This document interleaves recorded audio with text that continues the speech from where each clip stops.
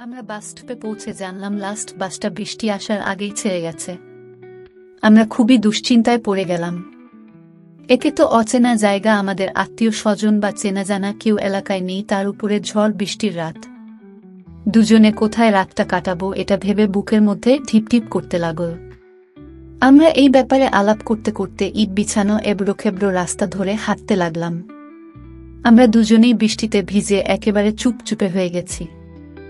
ওই পরিস্থিতিতে পিঙ্কিকে ভিজে যাওয়া দেখে অবাক হয়ে গেলাম। মনে মনে ভাবলাম, এখন এসব ভেবে কি লাভ? আর কয়েকদিন পরেই তো পিঙ্কির সাথে আমার সব যোগাযোগ বিচ্ছিন্ন হয়ে যাবে, আর হয়তো জীবনে কোনোদিন দেখা হবে না। ওকে তো আমি এক সময় ভালোবাসতাম, কিন্তু বিয়ের পর ওর প্রতি আমার টানটা শিথিল হয়ে গিয়েছিল। গত কয়েকটি মাস আমি ওর সান্নিধ্যে থেকেছি, কই আগে তো কখনো ওকে হারানোর ব্যথা এত বেশি করে বুকে বেঁধেনি। তাহলে এখন কেন এসব ভাবছি? আমরা হাঁটতে হাঁটতে একটা চায়ের দোকান পার হচ্ছিলাম। দোকানের ভিতরে কয়েকজন যুবক ছেলে বসে আড্ডা দিচ্ছিল।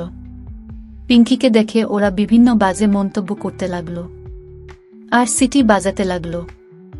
আমি পিঙ্কিকে ওদের দিকে কান্না দিয়ে সোজা হাঁটতে বললাম, কিন্তু তবুও শেষ রক্ষা হলো না। পিছন ফিরে তাকিয়ে দেখি ছেলেগুলো আমাদের পিছু নিয়েছে। প্রচণ্ড ভয় পেয়ে গেলাম। এই অচেনা জায়গায় রাতের অন্ধকারে পিঙ্কিকে নিয়ে আমি একা, যে মেয়েটার সাথে বলার মতো কোনো সম্পর্ক আমার নেই। আমি একা এতগুলো ছেলের সাথে কি করব? ভয়ে আমার শরীর কাঁপতে লাগলো। পিঙ্কিকে বোধহয় আমি আর বাঁচাতে পারলাম না। পিঙ্কি ফুপিয়ে কাঁদতে লাগলো, খুব জোরে আমার হাত চেপে ধরেছিল। আমি তবু সাহস না হারিয়ে পিঙ্কিকে বললাম, ভয় পেও না, আমি আছি, পা চালাও আরও জোরে।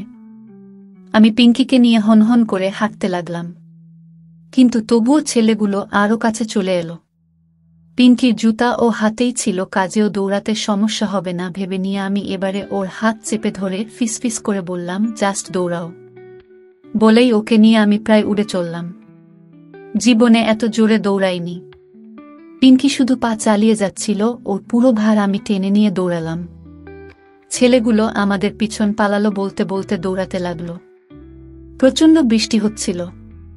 তখনও কিছু দূর গিয়েই আমি একটা টিমটিমে ঘোলা আলো দেখে সেদিকে দৌড়ালাম।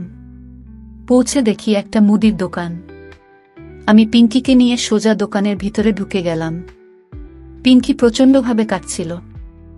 দোকানি লোকটা বেশ বয়স্ক। আমি দোকানিকে সব বললাম, উনি বসতে দিয়ে পানি এনে খেতে দিলেন। একটু জিরিয়ে নিয়ে আমি উকি দিয়ে দেখলাম ছেলেগুলো একটা গাছের নিচে জটলা করে দাঁড়িয়ে অপেক্ষা করছে। সম্ভবত আমরা বেরোলেই ধরবে। দোকানি লোকটা আমাদের সব কথা শুনে বলল, আপনারা চিন্তা করবেন না, চৌকিদাররা এলে আপনার ঘরে চেয়ারম্যানের বাড়িতে পাঠিয়ে দিই। আমরা বসে রইলাম। প্রায় ঘন্টা পরেই হাড়ি কোনার লাঠি হাতে গ্রামের চৌকিদার এদিকে এলে দোকানি তাকে সব বলল। চৌকিদার আমাদেরকে সাথে করে চেয়ারম্যানের বাড়িতে নিয়ে গেল। ওখান থেকে চেয়ারম্যানের বাড়ির এত কাছে ভাবতেও পারিনি। পরে মনে পড়ল, আসবার সময় এই বাড়িটা দেখেছিলাম, গ্রামের মধ্যে এত সুন্দর বাড়ি দেখে অবাক হয়েছিলাম। চৌকিদার লোকটা আমাদেরকে বৈঠকখানার বারান্দায় রেখে ভিতরে গেল চেয়ারম্যানকে খবর দিতে। কিছুক্ষণের ভিতরে একটা বয়স্ক দাড়িওয়ালা লোক বাড়ি থেকে বেরিয়ে এলো। দেখেই বোঝা যায় এই চেয়ারম্যান ফিনফিনে সাদা পাঞ্জাবি আর সাদা ধবধবে লুঙ্গিতে দারুণ দেখাচ্ছিল। লোকটাকে দেখলেই সম্মান করতে ইচ্ছে হয়। চেয়ারম্যান এগিয়ে এসে দেখল, কই কে এসেছে। চৌকিদার কি মনে করে পিঙ্কিকে ডাকল, এই যে মা জননী, চেয়ারম্যান স্যার আপনারে ভোলায় আসেন। পিঙ্কি এগিয়ে গেল এবং চেয়ারম্যানকে আদ্যপান্ত সব জানালো। কিভাবে আসতে দেরি হয়েছে, কিভাবে ফর্ম ফিল আপ হয়েছে, তারপর বৃষ্টি এসেছে, তারপর কিভাবে ছেলেগুলি তারা করেছে সব। চেয়ারম্যান বললেন, তামা তোমার সাথে কি এসেছে? এই প্রশ্নের উত্তরে পিঙ্কি যেটা বলল সেটা শুনে আমি আরও অবাক হয়ে গেলাম। কারণ পিঙ্কি স্পষ্ট দ্বিধাহীন স্বরে বলল, আমার স্বামী ওই তো এখানে দাঁড়িয়ে আছে এবং আমাকে উদ্দেশ্য করে দেখল, কই, এদিকে আসো। বিপদ থেকে বাঁচতে এখন আমাকে পিঙ্কির স্বামী হিসেবে অভিনয় করে যেতে হবে। আমি এগিয়ে গিয়ে সালাম দিয়ে দাঁড়ালাম। চেয়ারম্যান আমাকে ভালো করে দেখলেন এবং বললেন, ঠিক আছে, তোমরা আমার এলাকায় এসে বিপদে পড়েছে, তোমাদের দেখাশোনা করা আমার দায়িত্ব। রাতে আমার বাড়িতে থাকো, সকালে আমার লোক তোমাদেরকে সাথে করে নিয়ে গাড়িতে তুলে দিয়ে আসবে। কথাগুলো বলে ঘুরে চলে যেতে বসে কি মনে করে চেয়ারম্যান আবার ফিরলেন। পিঙ্কিকে জিজ্ঞেস করলেন, তার মা তোমার নামটা যেন কি? পিঙ্কি যে মাত্র উচ্চারণ করল, আমার নাম পিঙ্কি অমনি। চেয়ারম্যান আশ্চর্য ভঙ্গিতে বললেন, কি বললে? মা পিঙ্কি মা আমার ফিরে এসেছে। বাড়ির ভিতরের লোকদের উদ্দেশ্যে চিৎকার করে বলতে লাগলেন, এই তোমরা কে, কোথায় আছো? দেখে যাও, আমার মা ফিরে এসেছে, আমার পিঙ্কি মা ফিরে এসেছে। তাই তো বলি তোমাকে এত চেনা চেনা লাগছে কেন? ভীষণ অপ্রস্তুত আর বোকা বনে গেলাম আমরা। এ আবার কি হলো? চেয়ারম্যান পিঙ্কিকে জড়িয়ে ধরে হাউমাউ করে কাঁদছে। ভিতর বাড়ি থেকে চেয়ারম্যানের স্ত্রী, ছেলেরা এবং ছেলের বউ এরা বের হয়ে এলো। চেয়ারম্যানের পিঙ্কিকে নিয়ে এরকম নস্টালজিক হতে দেখে ওরা অবাক হলো। বেশ কিছুক্ষণ পর পরিস্থিতি একটু শান্ত হলে চেয়ারম্যান ঘোষণা করল, আজ থেকে পিঙ্কি আমার মেয়ে, আর সে তার স্বামীকে নিয়ে আমার ভিতর বাড়িতেই থাকবে। বিশ্বাস করতে কষ্ট হচ্ছিল। সত্যিই এসব ঘটছে না, স্বপ্ন দেখছি, বুঝতে পারছিলাম না। একদিনে এতগুলো ঘটনা সত্যি বিশ্বাস করা কঠিন।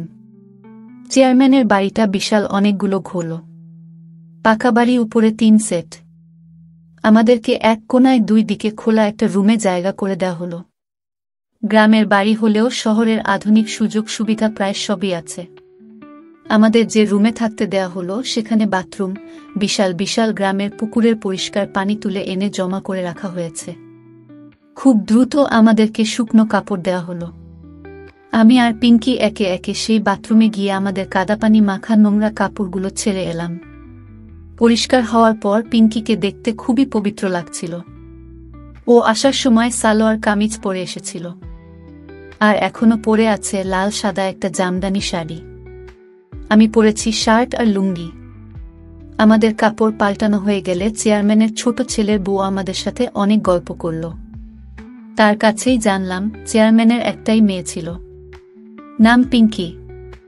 2 বছর আগে এসএসসি পরীক্ষা দিয়ে ফেরার পথে সাপের কামড়ে মারা যায়। গ্রাম্য যাদের পরামর্শে পিঙ্কিকে কবরে দাফন না করে ভেলায় করে নদীতে ভাসিয়ে দেওয়া হয়েছে। তাই চেয়ারম্যান পিঙ্কি ফিরে এসেছে ভেবে ভুল করেছে, এবং পরে সেটা বুঝতে পেরেছেন। ভুল হলেও এই পিঙ্কির নাম, ও যেহেতু পিঙ্কি, তাই চেয়ারম্যান তাকে মেয়ে বলেই মেনে নিয়েছেন, এবং শ্বশুরের ভালো লাগানোকে শ্রদ্ধা জানিয়ে পুত্রবধূরাও তাদের যথাসাধ্য চেষ্টা করছেন চেয়ারম্যানের মেয়ে আর জামাইকে তাদের উপযুক্তভাবে আপ্যায়ন করার। খুব দ্রুত বলতে হবে, কারণ আমরা চেয়ারম্যানের বাড়িতে যখন আসি তখন 10টা বাজে, আর 12টার মধ্যে গরম ভাতের সাথে মুরগি, বোয়াল মাছ দিয়ে আমাদের খেতে দেওয়া হয়েছে। খাওয়া দাওয়ার পর যেহেতু আমি পিঙ্কি ওদের চোখের স্বামী স্ত্রী, তাই ওরা নির্দ্বিধায় আমাদেরকে এক রুমে থাকার ব্যবস্থা করে দিল। সারাদিনের এত ধকলের পর দুজনেই আমরা ক্লান্ত ছিলাম, তাই আর দেরি না করে ঘুমানোর বন্দোবস্ত করে নিলাম। দরজা আটকানোর পর দেখি পিঙ্কি আমার দিকে অদ্ভুত দৃষ্টিতে তাকিয়ে আছে। সেটা দেখে আমি বললাম, ঠিক আছে পিঙ্কি, তুমি খাটে ঘুমাও, আর আমি এই চাদর পেতে মেঝেতে ঘুমাচ্ছি। চিন্তা করো না, আমার দিক থেকে তুমি সম্পূর্ণ বিপদমুক্ত, কোনো ভয় নেই, নিশ্চিন্তে ঘুমাও। পিঙ্কি অদ্ভুতভাবে গলায় বলল, আপনাকে ভয় পেতে পারলে তো আমি বেঁচে যেতাম। আপনি যে কি আমি তাই তো ভেবে পাই না। ফুপিয়ে কাঁদতে লাগলো পিঙ্কি। আমি বললাম, এভাবে কেঁদো না, দেখো আমি তোমার জন্য কিছুই করিনি। তোমার কোনো ক্ষতি হলে আমি বন্ধুত্বে কি জবাব দিতাম বলো? পিঙ্কি মুখ তুলে আমার দিকে তাকালো, বলল, সত্যিই তাই, এর বেশি কি? আর কিছুই নয়। ঠিক এমন সময় বাইরে চেয়ারম্যানের পুত্রবধূর গলা শোনা গেল। রাত তো শেষ হয়ে এলো, এখনো গল্প করলে চলবে? বন্ধুরা, পরের পর্বে বলবো গল্পের বাকি অংশ। আজকের মতো এ পর্যন্ত। কেমন লাগলো আজকের ভিডিও কমেন্টে জানাবেন। সবাই ভালো থাকবেন, দেখা হবে পরের ভিডিওতে। ধন্যবাদ।